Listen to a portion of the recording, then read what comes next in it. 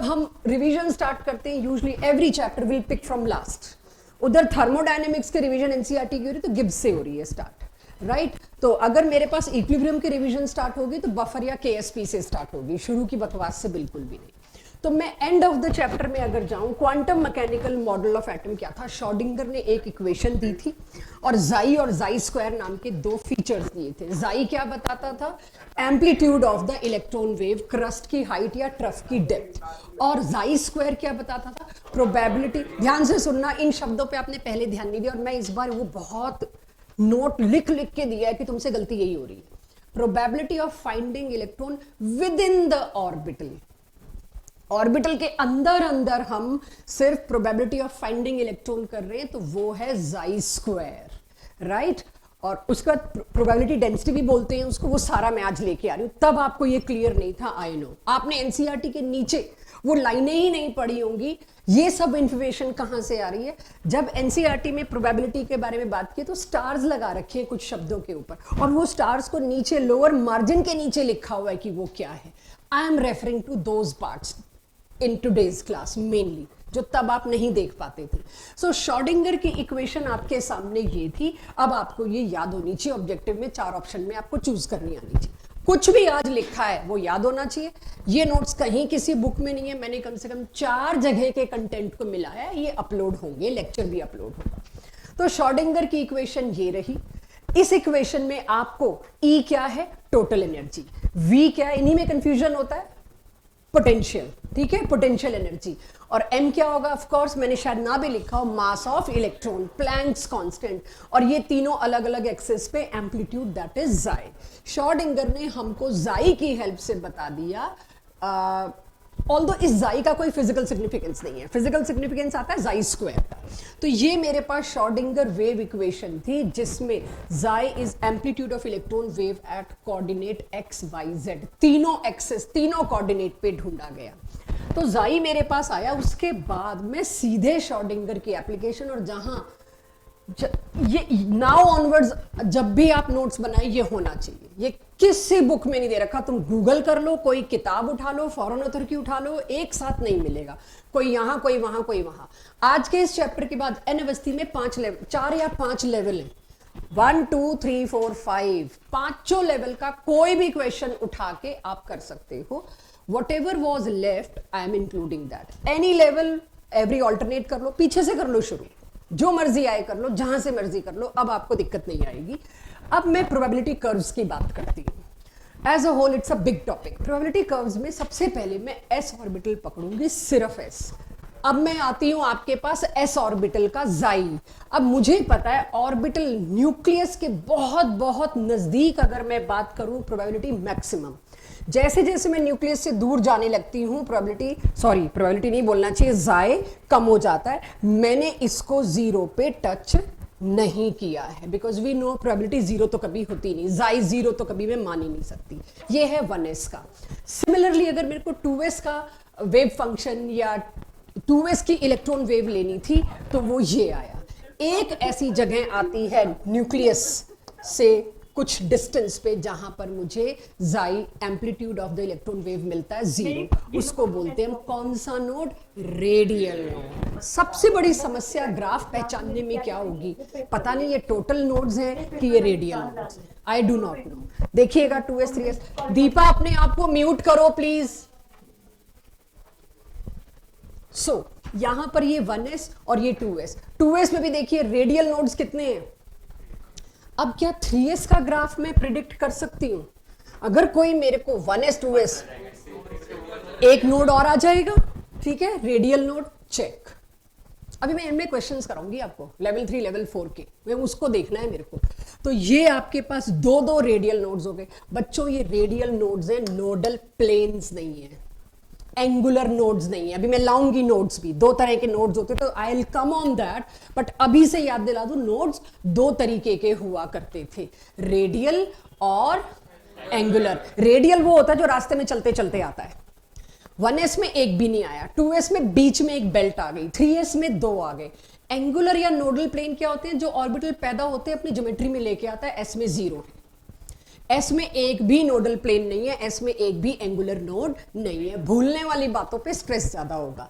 चलिए, तो ये नोड्स अब समझ आ गए क्या बनाया मैंने, 1s 2s 3s। तो मैच मैट्रिक्स में आया तो आपस में मैच कर लोगे इन 3 डायग्राम्स को। ओके, ये एक ऑप्शन आ सकती है। इस बार यही हुआ है, केमिस्ट्री का टफ क्यों है, 4 ऑप्शन, चारों एक एक क्वेश्चन बराबर है।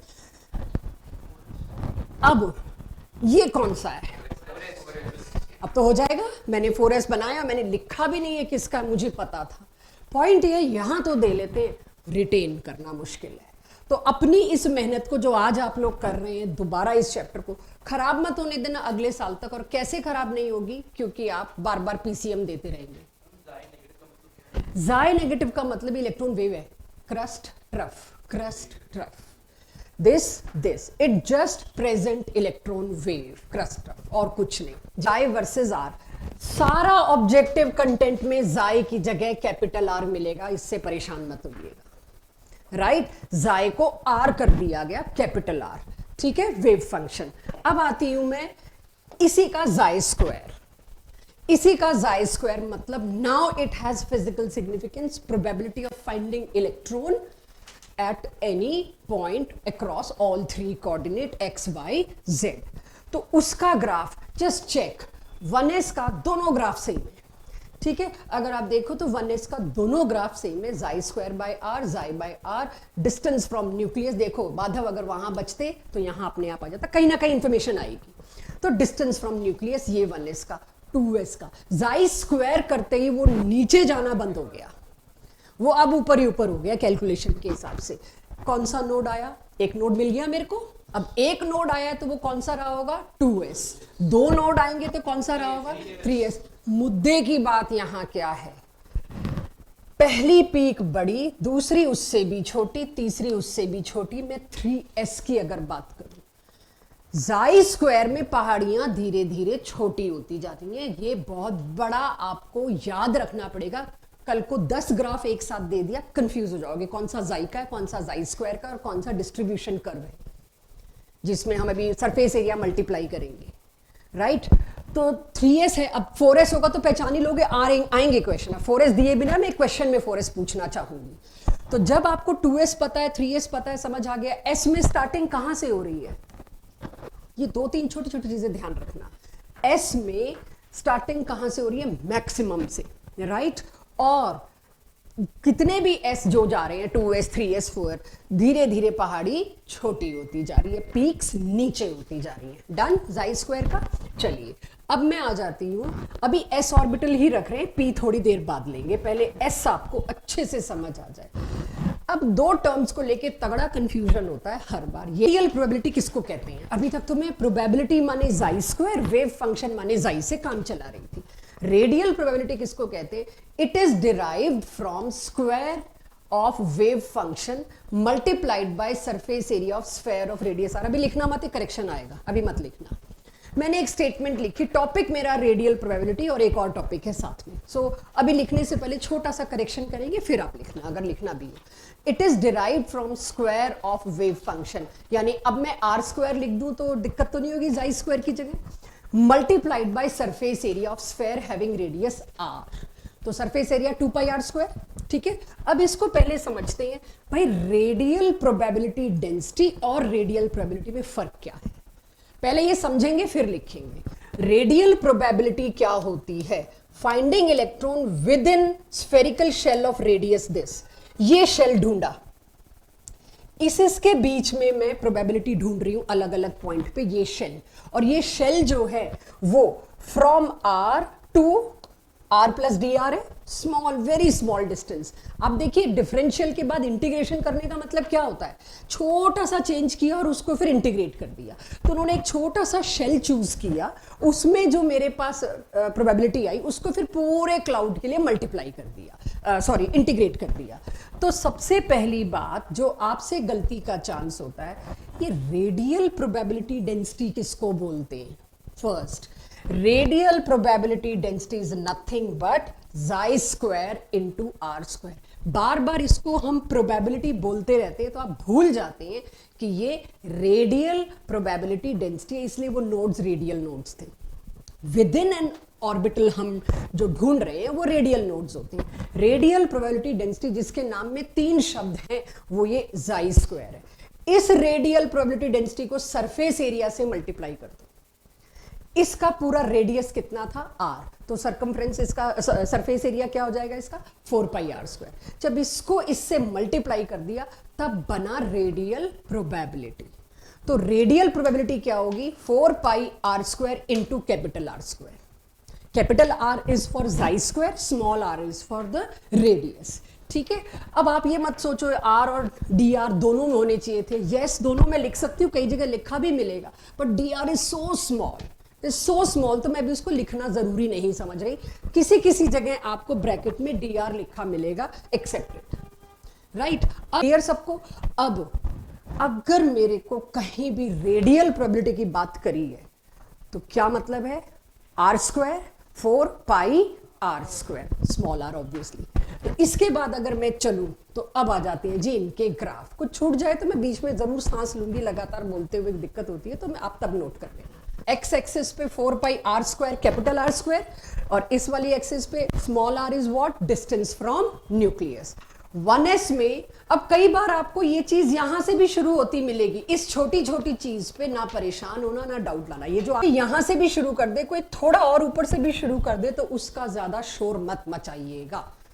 मैं एक ही ग्राफ लाई हूं, अलग अलग बुक्स में थोड़ा बहुत फर्क हो सकता है। मुद्दा समझ लो आप, एक पीक 1s कहां से शुरू हो रहा है, यहां से, तो ये एक पीक है, तो ये क्या हुआ 1s। अब सर्टेनली ये मेरे पास दिख रहा है एक पीक है वगैरह वगैरह सारी चीजें, ये देख रहे हैं पीक। पीक का मतलब क्या होता है, maximum chances of finding electron, और वो क्या मिला कुदरती 0.529। किसी को कुछ याद आ रहा है इस वैल्यू से? ये बोहर का हाइड्रोजन के पहले ऑर्बिट का रेडियस, ऑर्बिटल तो बोल नहीं सकती वहां। इट कोइंसाइड्स विद दिस, तो बोहर को नोबेल प्राइज तो देना बनता था भाई। प्रोबेबिलिटी वाले लोगों को भी रेडियस वही मिला, मैक्सिमम इलेक्ट्रॉन मिलने के जो चांसेस थे। तो ये 1s। चेक 2s, इसमें बाद की पहाड़ी ऊंची है बच्चों, ये बहुत ज्यादा कंफ्यूजिंग होगा। पिछले में भी 2s में कुछ कुछ ऐसा ही था, 2 पीक्स थी। एक बार दिखा देती हूं पिछला क्या, लेकिन एक फर्क क्या था, एक तो शुरू यहां से हो रहा है और एक हाइट छोटी हो रही है, ठीक है। और इसमें क्या है, शुरू कहां से हो रहा है 0 से, और उसके बाद दूसरी पीक ऊंची है। ये सही था model as compare to Bohr's model, क्योंकि सिर्फ था ही हाइड्रोजन के लिए एप्लीकेबल। उनके लिए तो 2s आया ही नहीं था, उनके लिए 2s था ही कहां, वो तो 1s 1s 1s पे ही पूरा मॉडल देते रहे। तो सारी मारो मार तो यही थी, हाइड्रोजन के अलावा भी तो और एलिमेंट है। तो ये 2s। नाउ चेक ये रेडियस कितना, 2.75। आप अगर बोहर के रेडियस के फॉर्मूला से निकालेंगे कि सेकेंड ऑर्बिट का क्या रेडियस होता है, तो आप देखेंगे ये कहां पहुंचता है। आपके पास रेडियस का फॉर्मूला आएगा, आप निकाल के देख सकते हैं। My point is this r, check. ये पूछा जा रहा है अच्छे क्वेश्चंस में। ये वाला डिस्टेंस, ये क्या है, नोड। क्या सब मानते हैं ये नोड है, सबको पता है। पहला नोड जो, या इकलौता रेडियल नोड जो 2s में आया, उसका डिस्टेंस इज ट्वाइस a0। आपको पता होना चाहिए, आप निकाल नहीं सकते। ट्वाइस ऑफ a0, ये distance came out to be twice of a0। कैसे आपको आना चाहिए, ये आपका प्रॉब्लम है। दिस, ये कितना है, twice of a0, where a0 is 0.529 angstrom. और उसके बाद आपको एक इंफॉर्मेशन और दे दी, भाई पीक यहाँ, ये आप देख लेना बोहर के रेडियस को निकाल के 2s का क्या मैच करता है। लेट्स सी, करता है तो आपको पता होना चाहिए, नहीं करता है तो आपको पता होना चाहिए। फिर आप कह तो सकोगे ये कोइंसाइड किया कि नहीं, ये तो कर गया। तो ये आपकी इंफॉर्मेशन। अब तीसरा मैं कौन सा बनाऊंगी, वेरी मच एक्सपेक्टेड। तो वो बात ऑब्जर्व कर रहे हैं, ऊंचाई। और जाई स्क्वायर में क्या हो रहा था, नीचे होता जा रहा था, इसके अंदर क्या होता जा रहा था, ऊंचा। इसमें बहुत ज्यादा क्रॉस क्वेश्चन इसलिए नहीं ले सकती, श्रोडिंगर की सॉल्यूशन आपके सिलेबस में नहीं है, बहुत ज्यादा हायर एजुकेशन में जाके इसके अंदर घुस पाएंगे हम। सो टोटल नोड्स गिनो। अब तुम्हारे को मैच मैट्रिक्स दबा के मिलेंगे, कैसे पहचानोगे, सिर्फ नोड्स गिनना बच्चों, कंफ्यूजन कम होगा। नोड्स कितने हैं इसके अंदर, 2, ध्यान दे लो। 3s। अब ये पहाड़ी ऊंची नीची का कंफ्यूजन भी खत्म। पहला आंसर नोड से आना चाहिए। दो ऐसे ग्राफ मिले जिसमें इक्वल नोड्स हैं, फिर आपको इस पे जाना है। ये जाई स्क्वायर का है और ये रेडियल प्रोबेबिलिटी का है, ठीक है। ये जाई स्क्वायर का है और ये रेडियल प्रोबेबिलिटी का, ये आपको पता होना चाहिए। तो पहाड़ी जो ऊंची नीची है वो नेक्स्ट स्टेज है, बट पहली स्टेज हमेशा, ये मेरा हिंट है आज के क्वेश्चन में, प्लीज यूज दिस हिंट, तो थोड़ा कॉन्फिडेंस आ जाएगा कि हम 4 में से 2 को तो रूल्ड आउट कर पा रहे हैं। आगे चले। अब बन गए थे सबके पास ये, क्योंकि ये कहीं मिल नहीं रहे किसी जगह। मैंने कल पूरा गूगल छान मारा, कोई एक पेज मिल जाए मेरे को जिसमें सारे ग्राफ एक साथ, और मैं प्रिंट दे दूं आपको। मैं बहुत देर वेस्ट करी, सर्वाइकल का कल और मेरे को पेन हो गया इस चक्कर में कि मेरे को प्रोबेबिलिटी कर्व्स एक साथ चाहिए थे। I failed badly, that's why I had to prepare these, कि सारे मिल जाएं एक साथ एक सेट ऑफ स्लाइड्स में। अब सारे ग्राफ इकट्ठे 2p के लिए। अभी तक क्या चल रहा था, 1s 2s 3s और 4s आप प्रेडिक्ट करने लायक हो गए। अब मैं लेती हूं सारे ग्राफ्स 2p के लिए। एनसीईआरटी 1s 2s पे रुक जाती है, 3s 4s नहीं देती। एनसीईआरटी 2p पे रुक जाती है, उसके आगे 3p 4p नहीं देती। तो अब मैं आपके पास पहले 2p का जाई के साथ, जाई स्क्वायर के साथ, और 4 pi R square psi square के साथ। क्या तीनों ग्राफ सेम है? एब्सोल्युटली सेम है। कोई फर्क दिख रहा है? कोई फर्क नहीं। No node, zero node. तो zero node, that too starting from zero. पिछले में भी आप देखोगे तो जीरो नोड था, but is it starting from zero? No. Is it starting from zero? No. तो इसीलिए मैंने 2p का बिल्कुल अलग बनाया, मिक्स ना हो जाए आपसे। तो जीरो से स्टार्ट हो रहे तो वो p है, एक भी नोड नहीं है तो 2p, दो नोड होंगे तो सॉरी एक नोड होगा तो 3p, दो नोड होंगे तो 4p आएंगे ये क्वेश्चंस में। सो आपके पास तीनों के तीनों ग्राफ आ गए। तीनों ग्राफ मैंने किसके लिए बनाए? 2p के लिए। अगर इनमें से एक भी ग्राफ मेरे को 3p के लिए बनाना है तो मैंने, बाकी के आगे आ जाएंगे किसी ना किसी क्वेश्चंस में, मैंने ये बनाया, check all 3 and specifically node के बाद बार बार रेडियल नोड आपने लिखना है। मैंने एक बार लिख दिया, मेरी मेहनत बहुत है। ये सारे के सारे नोड कौन से चल रहे हैं? रेडियल नोड, क्योंकि रेडियल प्रोबेबिलिटी की बात हो रही है, नोडल प्लेन की बात नहीं हो रही, एंगुलर नोड्स की बात नहीं हो रही, ठीक है। कोई बालक तो हो सके कैमरा ऑन कर लो, मैं भूल जाऊंगी ऑनलाइन में भी कोई बैठा है, ठीक है। बीच बीच में पता लगता रहे मेरे को, सात्विक भी है, श्रेय भी है, राइट, पता लगता रहे जी। चारों के चारों ग्राफ का एक साथ मिलना is a rare phenomena, it can be only in your copy. घुस गए आंखों में? P के लिए स्टार्ट कहां से है? 0। और S के लिए स्टार्ट कहां से है? नॉट 0 एटलीस्ट, ऊपर नीचे जो मर्जी आप समझो। तो ये मेरे पास उसके सारे ग्राफ्स हुए अक्रॉस।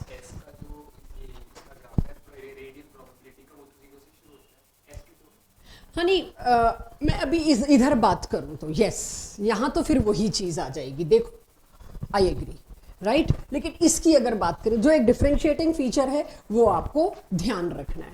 अब एक बारी को तो मैंने प्रोबेबिलिटी कर्व्स दिए, अब मैं थोड़ा वेट करूंगी, हम भूलें 1-2 स्लाइड्स और फिर इसके क्वेश्चंस लाऊं तो रिटेन होगा। तो अब मैंने इलेक्ट्रॉनिक कॉन्फ़िगरेशन नहीं ली। इसके बाद कायदे से क्या आता? शेप्स आती according to probability curve. Shape थी S की स्फेरिकल, P की डम्बल और D की डबल डम्बल।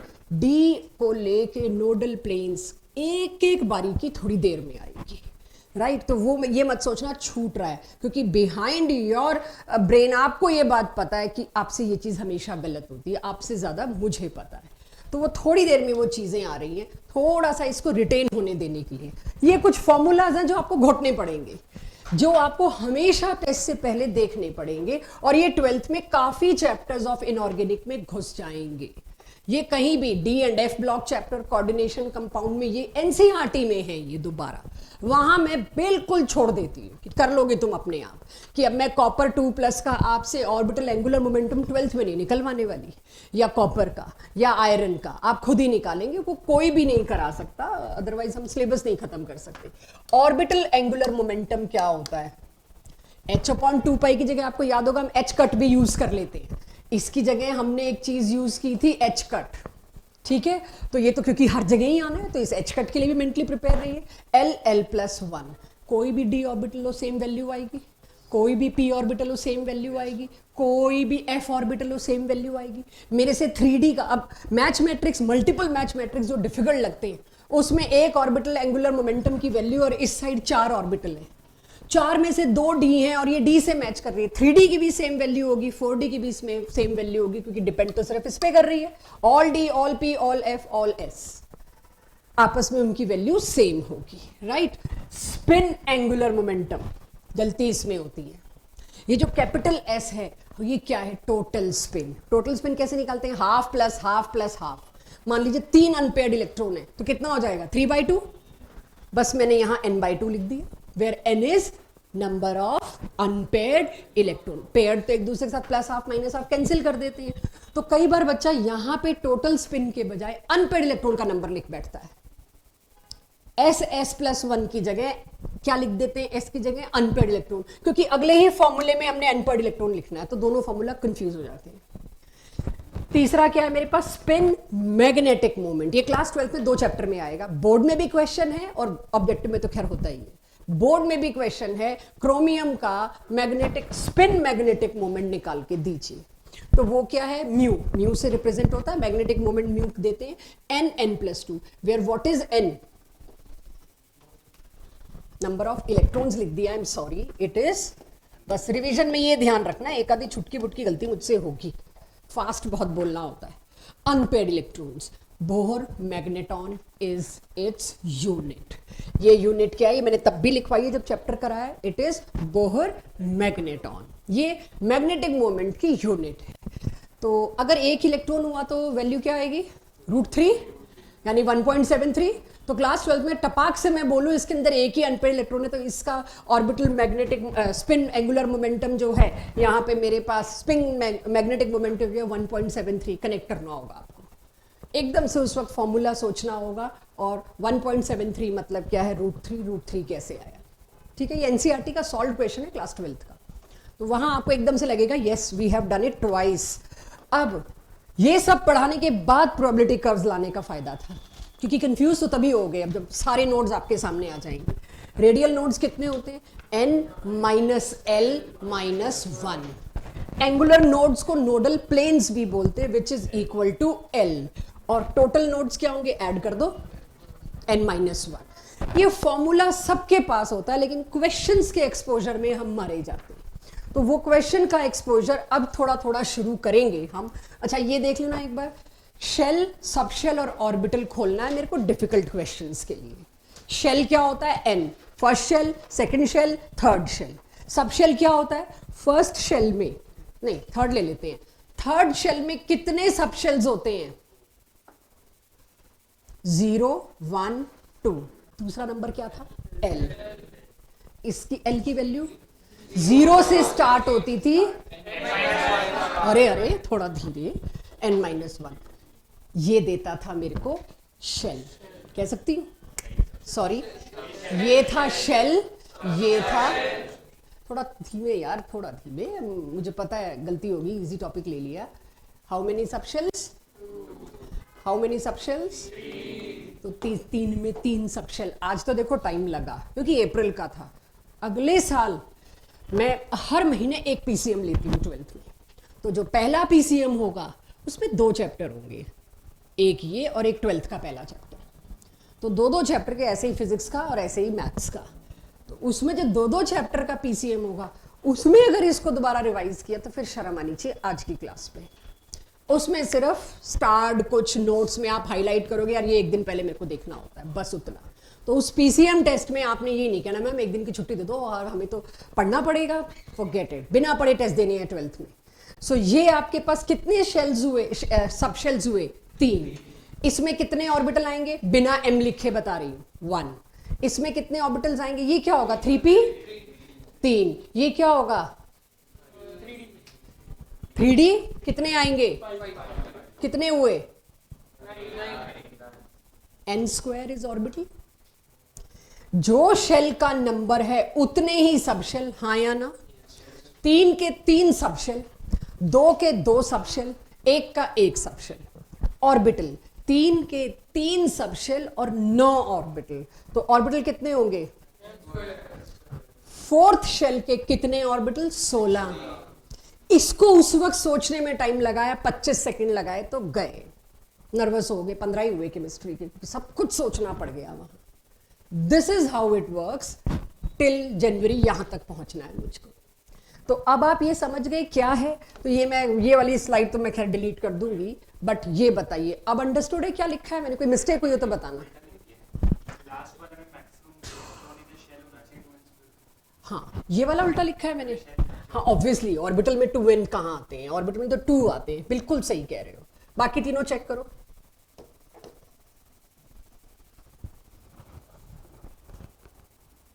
बाकी तो ठीक है। Maximum electron in any shell is 2n²। अब इस पे मैं पूछ लूं मैक्सिमम इलेक्ट्रॉन इन चौथा shell having plus half spin, इसका आधा हो जाए, क्योंकि आधों की प्लस हाफ होगी, आधों की माइनस हाफ होगी, एक्सेट्रा एक्सेट्रा, वो सब आपका काम। डीजेनरेसी क्या होता था? तो डी ऑर्बिटल की डीजेनरेसी मतलब पांचों की डीजेनरेसी सेम है, वो 5 ऑर्बिटल बनते हैं, दैट डीजेनरेसी इज 5। पी की कितनी? 3। ठीक है, चलो ये छोटे छोटे टुकड़े मैंने याद दिला दिए। शेप्स आपको पता है, थोड़ा डी की शेप में मेरे को लगता है बच्चे भूलते हैं, तो वो पकड़ लेते, मुझे नोट्स में काम आएगा अभी। ये तो clover leaf model, doughnut shape, dz², everybody हो जाएगा ये। एक तो u और एक u। सबसे बड़ी चीज dz² में स्टेटमेंट क्वेश्चंस में फंस रहे हैं हम, इसमें कोई नोडल प्लेन नहीं होता। नोडल प्लेन मतलब क्या होता है? एंगुलर नोड, जो ज्योमेट्री में अपने आप पीछे से आता है। dz² में आया ही नहीं, पहले तो एक ही और इसके चारों तरफ एक ऐसे गोला बन गया। कोई प्लेन ही ऐसा नहीं है जिसमें इलेक्ट्रॉन की प्रोबेबिलिटी 0 हो। ये एक हाईली इंपॉर्टेंट पॉइंट है which you people miss. dz² में कोई नोडल प्लेन नहीं होता, रेडियल नोड्स होते हैं। 5D के अंदर रेडियल नोड्स होंगे n-l-1, लेकिन उसके अंदर कोई नोडल प्लेन नहीं होगा। ये डिफिकल्ट क्वेश्चंस की कैटेगरी में आता है, क्योंकि एक अच्छा बच्चा मिस कर देता है इसको। All d orbitals have 2 nodal planes. Nodal planes कैसे निकलते हैं? l की वैल्यू से। l की वैल्यू d के लिए क्या होती है? 2। यस, 2 नोडल प्लेन है, वो पहचानने भी सिखाऊंगी कौन से। बट इन तीनों की ज्योमेट्री देख लेना एक बार। एक्स वाई के लिए ये हो गया, वाई जेड के लिए क्या हो जाएगा? वाई जेड, एक्स जेड के लिए क्या हो जाएगा? X Z. इन तीनों की मैंने ज्योमेट्री बता दी, dz² की बता दी, तो dx² माइनस y² मैं आपके ऊपर छोड़ सकती हूँ, रिवीजन है, पहली बार नहीं कर रहे हैं। तो ये मेरे पास आया ज्योमेट्री को लेके थोड़ा थोड़ा रिवीजन। अब कुछ कुछ quantum number and all clear हुआ, थोड़ा बहुत समझ आया। चलिए नाउ प्रैक्टिस क्वेश्चन, जितना अब तक पढ़ा है उसको मर्ज करके एक इकलौता क्वेश्चन पूरे चैप्टर को लपेट लेगा आपका। मुझे इसका ऑर्बिटल आइडेंटिफाई करना है, और मैंने एक ही हिंट दी थी आपको। नोट्स देखोगे पहले, और शुरुआत टॉप से हो रही है, तो है तो एस। अब मैंने अभी शुरू के क्वेश्चन में ना 4 ऑप्शंस नहीं दिए, राइट? शुरू में थोड़ा कॉन्फिडेंस बिल्ड करते हैं, रिटेन करते हैं। तो अगर आप आइडेंटिफाई ऑर्बिटल की बात करते हैं, 2 नोड्स देखते ही मेरा तो क्वेश्चन शुरू। एस है पक्का, ये कोई 2 नोड्स और ये इट इज एस ऑर्बिटल। तो ब्लू कलर से मैंने हिंट्स लिखी जो क्वेश्चन में नहीं थी। ब्लू कलर मेरा सॉल्यूशन है, येलो कलर से क्वेश्चन है और आइडेंटिफाई ऑर्बिटल। तो ब्लू से मैंने पहले देखा 2 नोड्स है, तो और ऊपर से एस, तो फिर कौन सा? सोच लो एक बार। सॉरी 3s बोल रहे हो ना, मैं मतलब I want to be doubly sure, मुझे थोड़ा यकीन सा नहीं हो रहा। L क्या होगा? 0, बिल्कुल सही। तो बच्चों बस यही फुर्ती चाहिए, this is what I want. पहचान लिया आपने, और ये 11 महीने तक याद रखना है मुझको, ठीक है? जनवरी में याद रखना है। ओके, अगला क्वेश्चन, ये मैंने तब भी आपको कराया था बट भूल गए होंगे।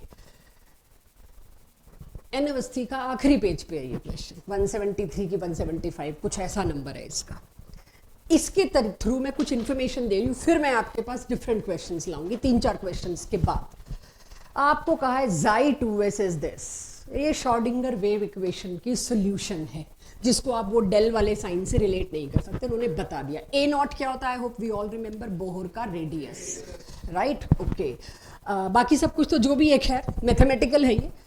A0 अच्छा दे रखा है क्वेश्चन में, सॉरी ना भी दिया हमें पता है। इफ रेडियल नोड क्या होता है? जहां जाई की वैल्यू क्या है? 0। If radial node in 2s is at R0, तो R0 कब होगा? जब जाई 0 होगा। Then R0 would be equal to, 4 option थे और A0 की टर्म्स में देना था। मैंने वो 4 ऑप्शन नहीं लिखे, तो इससे मुझे ये पता चल गया मुझे वो इलाका उठाना इक्वेशन का जिसमें आर नॉट और ए नॉट दोनों आने की गुंजाइश हो, तो इसमें है। तो मैंने इसको भी उधर भेज दिया, 0 के साथ क्या जाएगा, ये भी 0 हो गया। क्यों मैंने इस हिस्से को उठाया, 4 ऑप्शन ने मुझे बता दिया। मेरे को इन्हीं दोनों में तो रिलेशन चाहिए था। जब ये 0 है, ये 0 है, तो यहां ये भी क्या आ जाएगा, आर नॉट एवरीवन। तो उसके बाद तो क्या ही बचता है फिर, this whole is equal to 0। अब आपके पास आ गया क्या कर रहे हैं हम इसके अंदर, ठीक है। तो ये उधर गया, r is two a naught, ये मेरा आंसर था। मतलब 4 ऑप्शन थे, 2 आर नॉट था, आर लिखा है मैंने, इसको प्लीज आर नॉट कर देना, ठीक है। ये 4 ऑप्शंस में था। ये सिर्फ क्वेश्चन देखने में खतरनाक है, लेकिन नोड बोलते ही मेरे लिए तो ये 0 करके इस इक्वेशन को नेग्लिजिबल सा कर दिया। तो जस्ट ये टेक्स्ट बुक क्वेश्चन है एक्सपोजर के लिए, और कौन से क्वेश्चन आपको करने हैं वो भी आपके सामने आ रहे हैं। Which orbital has only positive value for wave function? Which orbital has only positive value of wave function at all distance from nucleus? मैंने ग्राफ बनाया अपने लिए, यहां से मेरी सॉल्यूशन स्टार्ट है। या तो मेरे को याद हो, मान लो मेरे को उस दिन याद नहीं, आज अभी अभी तो याद है, लेकिन फिर से सुनना, only positive value of wave function at all distance from nucleus. Depend करेगा ऑप्शंस क्या हैं, एस नहीं, क्यों 2p नहीं, एक सेकंड, अभी देख लेते हैं ना, यही तो, इसीलिए तो एक क्वेश्चन है। देखो 1s तो आप लोग दे ही लोगे, वो तो और किसके लिए पूछा गया है मेरे को, वेव फंक्शन। यानी सबसे पहले पहली स्लाइड्स पे पहुंचू, वेव फंक्शन 1s 2s तो नहीं हो सकता, ओनली पॉजिटिव वेव फंक्शन चाहिए, यानी एक ही साइड में। तो मेरे लिए 2s 3s तो रूल्ड आउट हो गया। अच्छा 1s आया आंसर, सॉरी, इसकी क्यों जरूरत पड़नी चाहिए मेरे को प्रोबेबिलिटी तो नहीं बोला, मेरे को वेव फंक्शन बोला। तो कोई इस ग्राफ को ना ले ले, ठीक है, ग्राफ सेम है, आंसर सेम आएगा, बट इन्फॉर्म डिसीजन नहीं होगा। चलो अब मैंने सारे के सारे एक साथ कहीं बनाए थे 2p के लिए, तो 2p भी हो सकता है फिर तो, पीछे एक्सटेंड, वो पॉजिटिव में ही रहेगा। तो अब एटलीस्ट 2 आ सकते हैं, ये तो क्लियर हो गया। ऑप्शन 1 बेस्ट चूज कर लेंगे, ठीक है, 1s तो है ही, ऑप्शन 1 चूज हो जाएगा मेरे पास। मल्टीपल करेक्ट भी ला रही हूं मैं, जहां आपको अच्छा परेशान में नहीं करना है। But good thing is somebody is able two point out, ये इधर जाएगा तो नेगेटिव हो सकता है। तो आंसर बेस्ट क्या होगा, 1s। चलो मैं ना डी ऑप्शन ढूंढ रही थी इतनी देर से, रुको, बिल्कुल वो देना चाहिए ना जो आया हुआ है। मुझे पता था जो भी मैं दूंगी तुम नहीं करोगे उसको, इसलिए मैं चौथा ऑप्शन देती नहीं, कि मेरे को इतनी देर में तुम लोग पढ़ लेते हो कि पता है मैं गलत दे रही हूं। हाँ जी, नोड कितने हैं, हिंट, 3 नोड हैं। इसमें कितने रेडियल नोड होंगे, इसमें कितने रेडियल नोड होंगे, रेडियल नोड 0 कैसे, इसमें कितने, तीनों है इसका आंसर। ये मल्टीपल मैच से मैंने एक ऑप्शन उठाया, हो रही है ना गलती, ये कॉन्फिडेंस चाहिए बस, ये हमें बार बार देखना पड़ेगा, ट्रस्ट में। ये हमें जब टेस्ट देना है, यही रिवीजन के 8-10 पन्ने पढ़ने होंगे आपको हर बार, और धीरे धीरे 8-10 और छोटे होते जाएंगे। तीनों आ गए, 3s क्यों नहीं है, 2 नोड्स, कुछ नहीं और मैंने देखा। पहली सिचुएशन नोड्स, फिर ये ऊपर से शुरू हो रहा है, नीचे से शुरू हो रहा है, पहाड़ियां बाद वाली ऊंची है कि बाद वाली नीची है, सब बाद में पहले नोड्स, और मल्टीपल करेक्ट है, तो यहाँ तीनों बैठे। नोड्स मैच होने के बाद मैं डायग्राम में थोड़ा कर्व ऊपर नीचे, और आपको ऐसा भी मिलेगा, आखिरी पहाड़ी बड़ी चौड़ी बना रखी है। बहुत से हैं जो, जितना फॉरेन ऑथर की साइड आप जाओगे वो एक्चुअल पूरा जो ग्राफ देंगे उसमें उनका फैलाव भी उतना ही ज्यादा होगा, ऑफकोर्स होगा। एंड वाले का तो हमें पता है ना, प्रोबेबिलिटी बहुत आगे तक जाएगी, उन सब पे जाने की जरूरत नहीं है आपको सिर्फ नोट पकड़ना, आंसर आपके हाथ में। इससे डिफिकल्ट नहीं दे सकता एडवांस आपको, बच्चे हो, शॉर्डिंगर इस साथ आपको पढ़ाया भी नहीं जा सकता, लेकिन ये अकल मेरे को लगानी है। हो गया,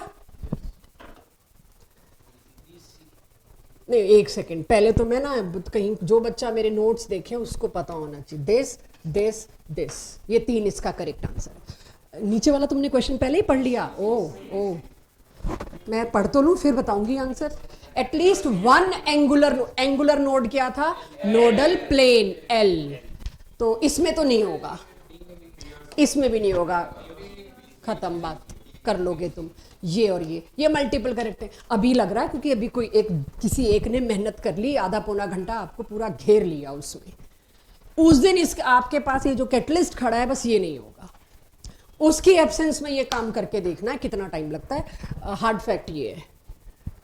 ये मेरा मतलब ये क्वेश्चन कर लो ना तो मेरा तो प्रोबेबिलिटी में तो मैं धन भाग मतलब तीरथ हो गया मेरा। मुझे कोई तीरथ वीरथ नहीं जाने होते, मेरा यही हो जाता है। मैच मैट्रिक्स हिंट है ब्लू कलर से, टोटल नोड्स गिनना। मैच मैट्रिक्स हाँ एक एक ही है, अभी एक एक ही, मल्टीपल भी आ रहा है आगे। आई होप एक एक ही है ये।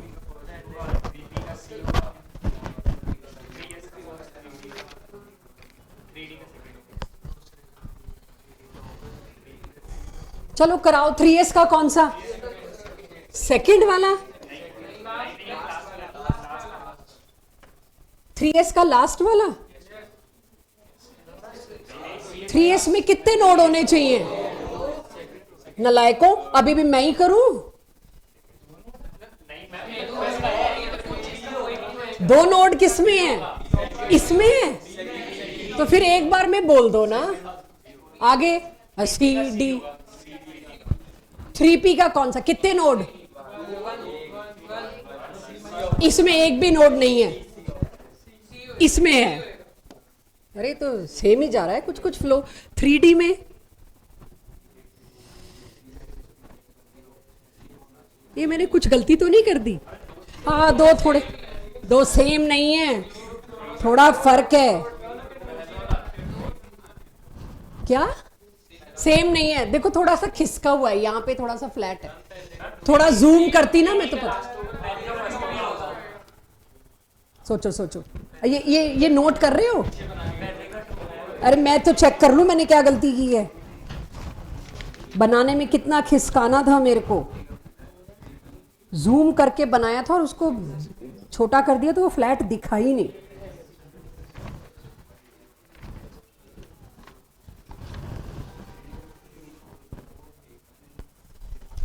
बच्चों डी की जो ज्योमेट्री है ना वो बहुत डिफ्यूज्ड होती है। अगर इसको मैं जूम कर देती ना तो शायद आपको ये डिस्टेंस पता लगता, लेकिन अपलोड भी ऐसे ही होगा। तो मैं इसे करेक्ट कर दूं। ठीक है, थोड़ा सा फ्लैट बनाना था मेरे को शुरू में फॉर डी। डी के लिए थोड़ा सा फ्लैट होता है। ठीक है, अब दिख रहा होगा फ्लैट थोड़ा initially. I am not able to draw exact but I hope भावना कन्वे होगी आपको। जी ये मैच मैट्रिक्स करने में दिमाग खराब होना बनता है, ये इसकी प्रैक्टिस चाहिए। तो ये वाले आप कर लोगे तो आपको इतनी छोटी छोटी चीज, अब ये मैं लिखवा नहीं सकती थी। अब ये आपके अपने नोट्स होंगे जिसमें आप अपनी भाषा में लिखोगे डी में हल्का सा खिसका होता है। डी का कर्व दिखाया ही नहीं मैंने अब तक आपको ना। आपको एस पी का तो दिखाई दिया, आपको एस और पी के तो सारे दिखा दिए। डी का पहला एक्सपोजर इससे आया। तो फॉर द फर्स्ट टाइम आपने सुना है कि डी में शुरू में थोड़ा सा मिनिमम सा रहता है, फ्लैट सा रहता है कर्व। ठीक है, हो जाएगा ये। चलो अगला देखते हैं। मैं सोल्यूशन क्यों दिखाऊं? मेरा सोल्यूशन तो चलो है। ये दो स्टेटमेंट्स हैं। इस बार के जेई की सबसे बड़ी प्रॉब्लम फैक्चुअल आ गई, फिजिकल केमिस्ट्री। ये फिजिकल केमिस्ट्री है। मैंने एक्सपेक्ट किया था रेडबग आ जाएगा, बोहर आ जाएगा। अगलों ने कहा नहीं बेटा, मॉडर्न फिजिक्स है, हम फोटो इलेक्ट्रिक, रेडबग, बोहर उसमें पूछ लेंगे। तुम आओ जरा शॉर्डिंगर पे, या इस पार्ट पे जो शायद फिजिक्स में नहीं कवर होता। शॉर्डिंगर भी शायद होता है जितना मुझे पता है मॉडर्न फिजिक्स में। मुझे बताइए स्टेटमेंट 1 स्टेटमेंट 2 क्या दोनों करेक्ट हैं? एक करेक्ट एक इनकरेक्ट चूज। और क्या सेकंड वाली is correct explanation of first? नहीं है, दोनों का कोई लिंक ही नहीं है आपस में। ये निकाल लोगे? फॉर्मूला क्या था? Square root of l plus 1 और डी के लिए एल क्या होता है? 2। अंदर आएगा 2 3 6 स्क्वायर रूट 6। और वो h/2 या h कट कुछ भी दे सकते हैं। दोनों का कोई लेना देना नहीं है आपस में, बट दोनों के दोनों फैक्ट्स हैं। स्टिल किसी को लगे आपने दूसरों के प्रेशर में बोल दिया, रिवीजन तो फास्ट ही चलती है। तो रिवीजन में एक चीज एटलीस्ट आप खुद ये पता लगा लोगे, मैम ये बात फास्ट बोल गए थे, मेरे को घर जाके ये स्लो करनी है, तो मैंने उसके नीचे एक्सप्लेनेशन लिखा है कि क्या मेरा मतलब है, कैसे मैंने ये निकाला, तो हो गया ना मेरा पूरा शॉर्टकट फॉर्मूले का यूज। और अच्छा क्वेश्चन है। इस स्टेटमेंट वाले क्वेश्चन में अगर आपने पढ़ रखा होगा तो you will take hardly 10 seconds 20 seconds, नहीं तो ये आपका टाइम खराब करेगा। ये हुआ है इस बार बच्चों के साथ, फैक्चुअल आ गया। हम तो फिजिकल केमिस्ट्री मैथ्स अच्छी है हमारी, तो हम तो सॉल्व कर लेंगे, घर बैठो सॉल्व कर लेंगे। सीरियसली जो 2-3 बच्चों ने काम किया, मुझे बहुत कोफ्त हो रही है इस बात पे। फिजिकल केमिस्ट्री तो फॉर्मूलाज हैं, कर लेंगे हम। एनीवेज, स्टेटमेंट 1 के थ्रू मैं नोडल प्लेन बताने का मकसद लेके आई हूँ कि एक साथ बताती फिर वही क्लास ही होनी थी, फिर आपने भूलना था। स्टेटमेंट 1 पढ़िए। Orbital having x z plane as node may be 3D XY। अब मेरे को 3D XY की पहले तो ज्योमेट्री पता हो। अच्छा, आपको डबल डंबल तो पता होता, उसके आगे आप भूल जाते हो। We never pressurise on these things. और पेपर बनाने वाले को भी पता है, जनता को पता होगा डबल डंबल। एक्स और वाई भी शायद पता हो, लेकिन जस्ट इमेजिन, मैंने ये बीच में शीशा डालने की कोशिश की, इससे ज्यादा अच्छा डायग्राम मैं नहीं बना सकती थी। बीच में प्लेन डालने की कोशिश की है, अपने आप ये कौन सी एक्सिस होगी? जेड और वाई की एक्स। एक सेकेंड, एक्स नहीं, अब मैंने इस तरह से फ्लैट करा है, जैसे मर्जी कर लो, एक्स और वाई बदल लूंगी मैं। मेरे को तो मकसद यही है ना कि एक्स और इसको एक्स ले लो, इसको वाई ले लो, क्योंकि मेरे को फ्लैट दिखाना है। मेरे पास 3D स्किल बस इतना ही है, मतलब इससे ज्यादा नहीं मैं बता सकती। तो इसको क्या बता रखा था मैंने? एक्स भी बोल रहे हैं लोग, वाई भी बोल रहे हैं। इसको वाई, चलो मैंने बिलीव करती, हाँ देखा ये वाई था। इसको मैं क्या कर देती हूं? एक्स, और उसको मैं क्या कर देती हूं? वाई।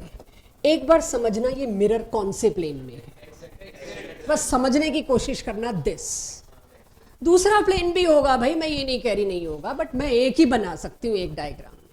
अब वही बात मैंने आपको यहां बताने की कोशिश की, बिकॉज मुझे पता है मेरा ड्राइंग स्किल इतना ही है कि ये पूरा शीशा इधर आ रहा होता, एक इधर भी तो घुसाती, ठीक है। अब ये और ये उस दिन सोचने लगे तो हो गया काम। तो जब ये एक्सप्लेन करने की बारी आए तो हम कटघरे में उतरते हैं। आपको एक्सप्लेन करना अच्छे से नहीं आता, फेयर, लेकिन जब प्रोड्यूस करने की बारी आए तो आप कटघरे में उतरते। याद नहीं कर सकते थे? कोई चीज तुम्हें नहीं एक्सप्लेन हो रही, या तुमने उस दिन तो समझ आ गई जिस दिन टीचर ने बताया, तुमने रेदर टीचर को करेक्ट किया, टीचर तो गलत कर रहा था। उस दिन तुमने मेरे को करेक्ट किया, और जो दिन तुम्हारे प्रोड्यूस करने का था उस दिन नहीं कर पाए, तो रिटेंशन और प्रैक्टिस की कमी रह गई। तो अब आपको मैंने कैटेगरिकली दोनों प्लेन लिख के दे दिए। अब ये आपकी मेहनत है, इस पे जितना क्वेश्चन आता है बच्चा गलत करके आता है, 100% है। इक्का दुक्का वो गिफ्टेड वाले छोड़ दो, 300 में से 300 वाले, लेकिन इसमें मैक्सिमम बच्चा ये नहीं सोचा जाता, ये मेरे बस का नहीं, मैं रटूंगा नहीं, मैं इसको छोड़ दूंगा। क्या क्या छोड़ोगे? जो रट के जा रहे हो होना वही है, ठीक है। सो यहां पर 2 नोडल प्लेन है, एक्स वाई में ये दो, तो मेरे हिसाब से वाई जेड में भी जुगाड़ निकाल लोगे, एक्स जेड में भी जुगाड़ निकाल लोगे, एंड डी जेड स्क्वायर में पहले ही बता चुकी हूं कोई नोडल प्लेन नहीं होता, वो मैंने पहले ही आपको बता दिया। कहीं ना कहीं सारा एक साथ लिखवाने के बजाय I try to bring it in question. क्या स्टेटमेंट 1 करेक्ट है? एब्सोल्युटली करेक्ट है। अब स्टेटमेंट 2 पढ़िए।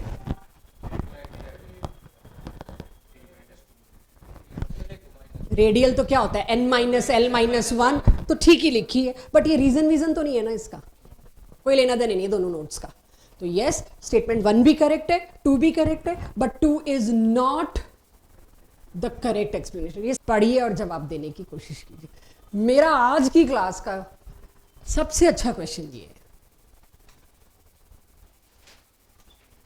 होगा गलती, प्रेशर मत लेना, कितना गलत है ये देखना है। एक तो ये मत सोचना टीचर ने पढ़ा दिया तो हो गया, और टीचर ने नहीं पढ़ाया उनकी गलती है, नहीं हुआ। और भाई तुम पढ़ाए को तो कर नहीं पा रहे, इसमें तुम्हारी गलती नहीं है, इसमें है प्रैक्टिस।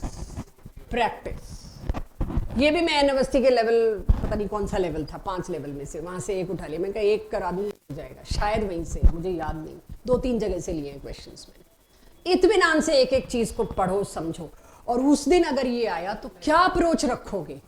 मैंने यहां इतना तक लिखा है भाई 5F नहीं हो सकता, ऑब्वियसली 4f भी नहीं हो सकता, लेकिन किसी को लगे हाँ 5f भी तो हो सकता है, तो 5f क्यों नहीं हो सकता? एक सेकेंड, क्यों किसी को लगेगा 5f? 3 नोड्स, 2 नोड्स, 2 नोड्स होते तो कोई लपक के, भाई बात नहीं, लपक के कोई 5f भी तो गिन सकता है, लेकिन मेरे को क्वेश्चन में कंडीशन दी है n+n 7 या उससे छोटा होना चाहिए, वरना 5f, यही क्वेश्चन की कंडीशन में बदल दूं 8, अरे याद है मैं हमने कराया था, इसका तो आंसर 18 है, बस हो गया, हैप्पी बर्थडे उसी टाइम कि 18 है।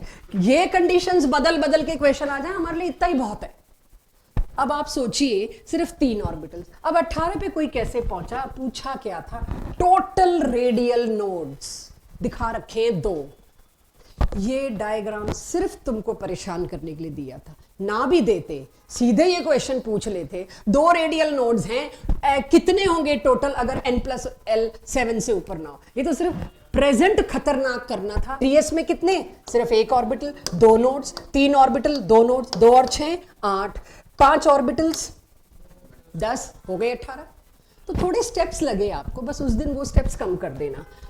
ग्राफ तो ऐसे ही था जी। हाइजेनबर्ग पे शायद ही मैं कुछ पढ़ाऊं, देख लो क्या है। इंपॉर्टेंट नोट, हाइजेनबर्ग के लिए मेरे को कुछ ऐसा नहीं मिला जो मैंने तब ना कराया हो, या कुछ ऐसा जहां मेरे को मिस्टेक मिल रही हो। I tried my level best, ना कोई मेरे को ग्राफ मिला इस पे, ना कोई असर्शन रीजन ढंग का मिला। एक ही एक बात मिल रही है कि वो दोनों एक ही एक्सिस पे होने चाहिए मेजर, पता चले आप वेलोसिटी एक्स एक्सिस पे मेजर कर रहे हो और आप पोजीशन वाई एक्सिस पे मेजर कर रहे हो। इससे ज्यादा मुझे कुछ डिफिकल्ट नहीं मिला। न्यूमेरिकल भी हाईली सिंपल मिले जो आते हैं, मेरा रिवीजन सिंपल के लिए बिल्कुल नहीं है। तो हाइजेनबर्ग में यस, एक ही बड़ी इंटरेस्टिंग चीज मिली थी, ये भूल जाते हैं हम। अब कौन सा सब्जेक्टिव है? ये अनसर्टनिटी मिनिमम पॉसिबल का कॉम्बिनेशन है। मैक्सिमम तो मतलब क्या ही बोलूं मैं, वो तो बोल ही नहीं सकती। कम से कम जो एरर होगी वो उनका प्रोडक्ट इतना तो होगा। एक में एरर कम होगी तो दूसरे में ऑटोमेटिकली ज्यादा होगी। और वो जो लेमडा प्लस माइनस वाला सब कुछ नहीं करा रही मैं, वो बेसिक एनसीईआरटी में मैंने कराया और स्कूल लेवल का क्वेश्चन है वो, तो उस हिस्से को नहीं करा रही। किसी को लगे तो वो खुद रिवाइज करे नोट्स कॉपी में, थोड़ा आपका एफर्ट होगा तो मजा आएगा, आपका अपना एफर्ट होगा तो। हटा लो हाइजेनबर्ग अनसर्टेनिटी।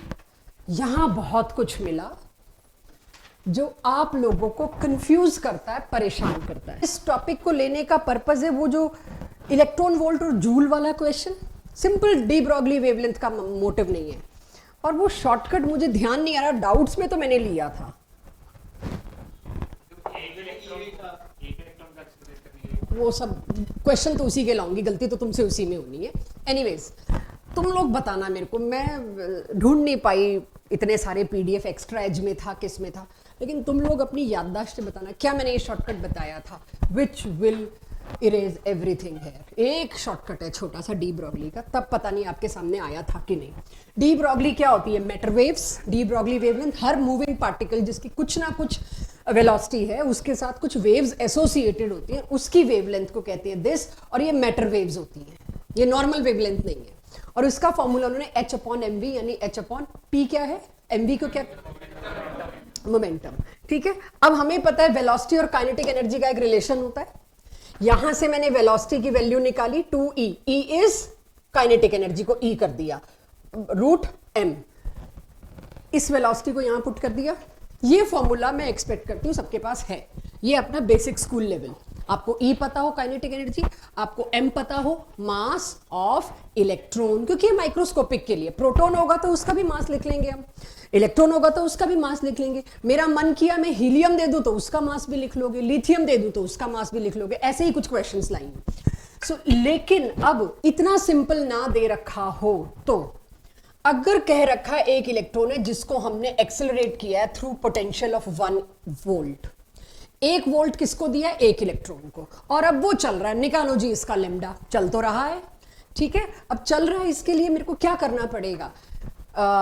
इस पे जो काइनेटिक एनर्जी है, मेरे को एनर्जी निकालनी पड़ेगी इसमें, यही है यहां पर। Kinetic energy acquired by it is 1 electron पर 1 वोल्ट लगा तो उसकी काइनेटिक एनर्जी है इलेक्ट्रॉन का चार्ज इनटू वोल्टेज। इलेक्ट्रॉन का चार्ज कूलम्स में, क्योंकि वोल्ट ऐसा ही है तो मेरे को यहां पर भी कूलम्स में डालना पड़ेगा। I hope we all know क्या होता है चार्ज।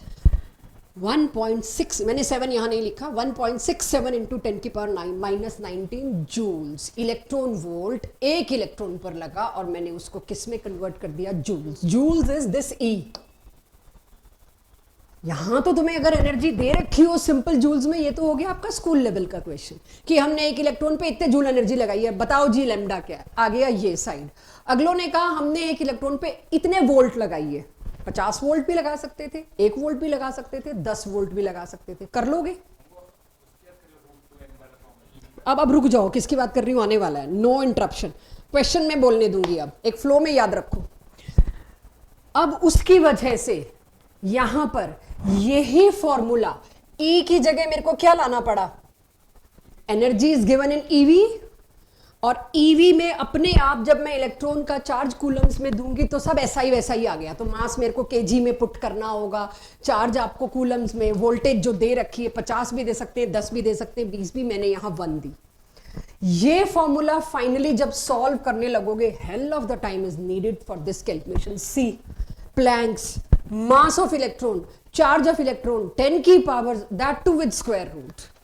इस सारे का शॉर्टकट तब मुझे डाउट सेशन में तो याद है, मैंने और वैशाली मैम ने या जो भी आपके टीचर्स थे उनके साथ बैठ के बोला था कि ये है, क्लास में लिया था नहीं लिया था, आई एम नॉट श्योर। इस पूरे में ये फिक्स्ड है अगर इलेक्ट्रॉन की बात है, मास फिक्स्ड है, ये फिक्स्ड है, ये फिक्स्ड है, उसकी जगह रूट 150। कितना सुखी कर दिया मेरे को इस कैलकुलेशन ने। और नीचे जो है स्क्वायर रूट हट गया है बच्चों, नहीं स्क्वायर रूट है, सॉरी, वी।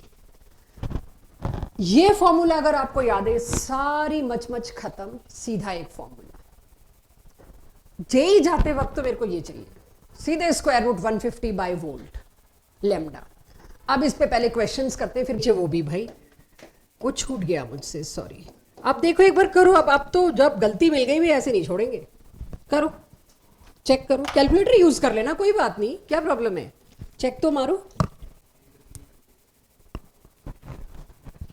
कैलकुलेटर यूज करके बताओ मेरे को।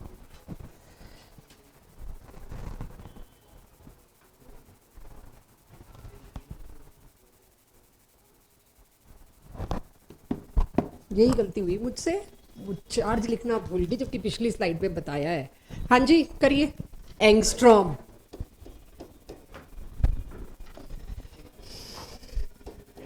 एंगस्ट्रॉम में, और एंगस्ट्रॉम मीन्स 10 की power -10। I am so sorry. अब क्लियर है?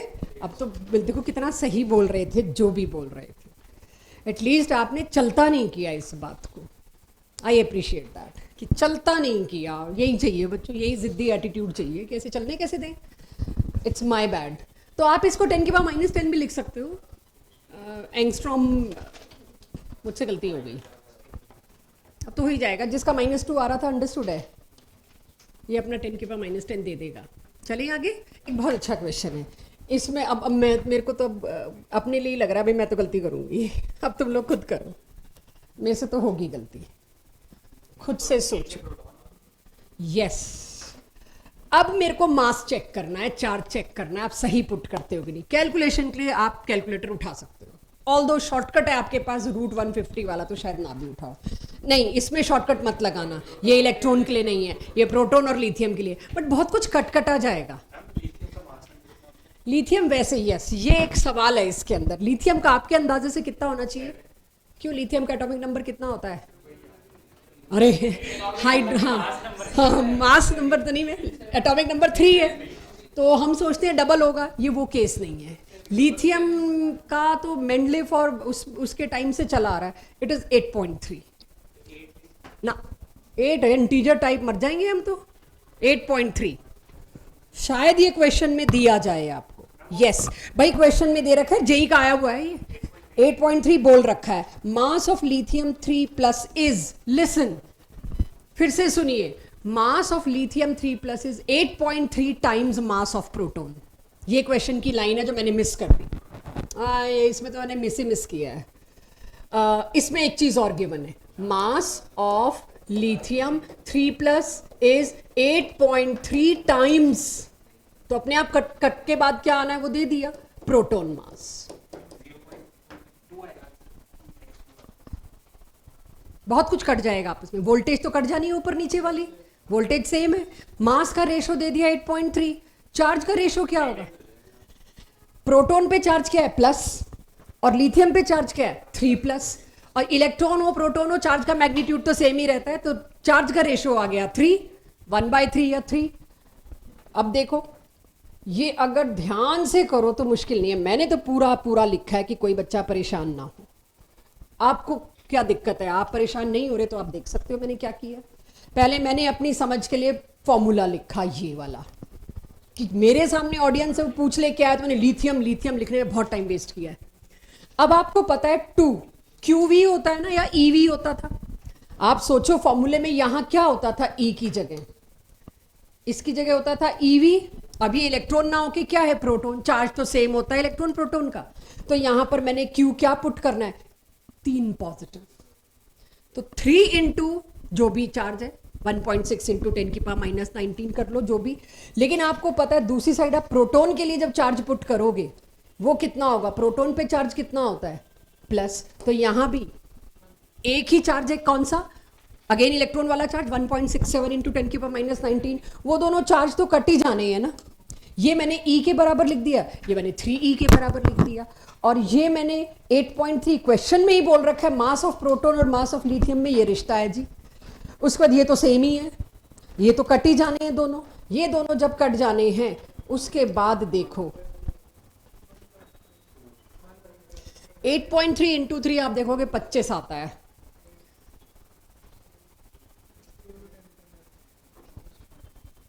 शांत दिमाग से करने वाला है, घोच पौच वाला नहीं। तो शॉर्टकट कहाँ यूज करना है? वो √150 एंगस्ट्रॉम वाला, जब सिर्फ इलेक्ट्रॉन की बात, या अकेले प्रोटॉन की हो तो भी चलेगा। इलेक्ट्रॉन प्रोटॉन में चार्ज तो सेम ही होता है, बाकी किसी जगह नहीं। ये बग फॉर्मूला कुछ ऐसा होता था, और उस वक्त भी एक ही कंफ्यूजन आता है, N1 क्या है, N2 क्या है। N1 है लोअर लेवल जिसपे इलेक्ट्रॉन ने ट्रांजिशन आके गिरना है, इलेक्ट्रॉन ट्रांजिशन ने गिरना है, तो N1 को आप फाइनल भी मान सकते हो, और N2 जहां से गिरना है। तो यहां पर हर सीरीज के लिए N1 फिक्स होता है। लाइमन के लिए क्या है? 1, बामर एंड सो ऑन। आपको पता है लाइमन बामर पैशन किस तरह से 1 2 3 करके जाएंगे, और हायर लेवल तो कुछ भी हो सकता है, राइट, टिल इंफिनिटी। ये क्या है? एटॉमिक नंबर का स्क्वायर। हाइड्रोजन के लिए तो हम इसको भूल जाते हैं, अदरवाइज हम याद रखते हैं। रेडबर्ग की वैल्यू, और इसी को अगर सेंटीमीटर, ये इनवर्स है, सेंटीमीटर में करना हुआ तो आप आराम से हैंडल कर लेंगे, ये मैं आप पे छोड़ूंगी। लेकिन कहाँ मिस्टेक हुई थी और कौन से क्वेश्चंस ने टाइम बहुत कंज्यूम किया था, जरा उस पे आते हैं, उसका फिर से शॉर्टकट दूंगी। तो जैसे 150 में आपने एक गलती देखी एंगस्ट्रॉम वाली, देखना यहाँ कोई गलती तो ना हो शॉर्टकट में। लाइमन के लिए फॉर एग्जांपल मैं लिखना चाहूँ तो लाइमन के लिए मुझे पता है 1 इज फिक्स्ड, ये N 2 3 4 5 इंफिनिटी कुछ भी हो सकता है, दिस इज द फॉर्मूला। अब मैक्सिमम वेवलेंथ कौन सी होती है? जिसकी एनर्जी लीस्ट हो, यानी 2 से 1। 3 से 1 वाले की तो एनर्जी ज्यादा है, क्योंकि वो जो मेरे पास ग्राफ है, आई होप वो एनर्जी का है, सबको याद होगा, राइट। तो जितनी कम एनर्जी उतनी कम फ्रीक्वेंसी, उतनी ज्यादा वेवलेंथ। तो मैक्सिमम वेवलेंथ होगी लीस्ट एनर्जी वाली लाइन, स्पेक्ट्रल लाइन, और वो होगा शॉर्टेस्ट ट्रांजिशन जो भी। इसके लिए एग्जाम्पल मैं आपके सामने बामर का ले लेती हूँ। आपको पता है 3 से 2 वाला लेमडा मैक्सिमम होगा। तब भी मैंने कहा था ये याद हो तो मजा आ जाए। कहाँ याद हो, अब तो पता लग गया होगा क्या क्या तो याद करना है। इधर तुम मार्कोनी को एंटी मार्कोनी को भी याद करने को कह रहे हो, इधर हमको ये भी है कि टाइट्रेशन में मेरे को ये भी याद रखना है, प्लस ये। यस, याद रखने के लिए इसका ये फॉर्मूला काफी पॉपुलरली नोन है, मेरी बुकलेट में भी है, तब मैंने इस पर प्रेशर नहीं डाला था, तब आपको स्पेक्ट्रम समझाना था। मैक्सिमम वेवलेंथ क्या है? जो 2 लेवल हैं उनके स्क्वायर का product divided by this into r. R की वैल्यू मत पुट करो, ये तो पता ही है हर जगह फिक्स्ड है, ये तो तुम्हें याद ही है। दोनों का प्रोडक्ट, स्क्वायर का प्रोडक्ट और स्क्वायर का सबट्रैक्ट, ये याद रखो अगर, तो इससे वो सारा टसल बचता है आपका। आप फॉर्मूला पुट कर रहे हो और वो सब निकाल रहे हो। तो ऑल्दो इतना वैसे भी करना है, कोई बहुत बड़ा शॉर्टकट नहीं है ये बस वो एलसीएम ले लिया और कुछ नहीं किया। और वो म्यू बार की जगह उसका रेसिप्रोकल आप कैसे करते हो? पहले आप म्यू बार की जगह पुट करते हो 1/λ, फिर आप यहाँ पे इसका रेसिप्रोकल करते हो, उसके लिए आप तब जाके तो लैम्डा निकाल पाते हो। तो ये सारी जो मेहनत है ये कर दी बस। म्यू बार की जगह 1/λ, राइट और मुझे निकालना था लेमडा, तो इस पूरे को पलटना वो सब कर दिया यहाँ पे कि आपका समय थोड़ा सा बच जाए, और जितना टाइम बचेगा, जितने कम स्टेप्स होंगे उतनी गलतियों के चांस कम है, क्योंकि उस वक्त गलतियां बहुत होती हैं। Lambda maximum is this. तो अगर अभी मैं आपको कहूँ लाइमन बाम्बर ने पाशन का लेमडा मैक्सिमम आर की टर्म्स में क्या होगा, निकालना। पाशन, पेन नहीं, पेन नहीं, पेन नहीं, आर की टर्म्स में मैक्सिमम लेमडा, इंफिनिटी क्यों आया, शॉर्टेस्ट ट्रांजिशन, पाशन। मैं 4 से 3 नहीं पूछ रही, 4 से 3 वालों की क्लास उधर हो रही है। एवरीवन 144/7, 4 से 3 square into 4 square divided by 16 minus 9, that's it. तो अगर मेरे पास ये फॉर्मूला है तो मैं उस सारी दिक्कत से बच जाऊंगी, पता है ये हर कोई कर लेता है। अब मिनिमम, भाई मिनिमम में तो एक लेवल इन्फिनिटी आ गया।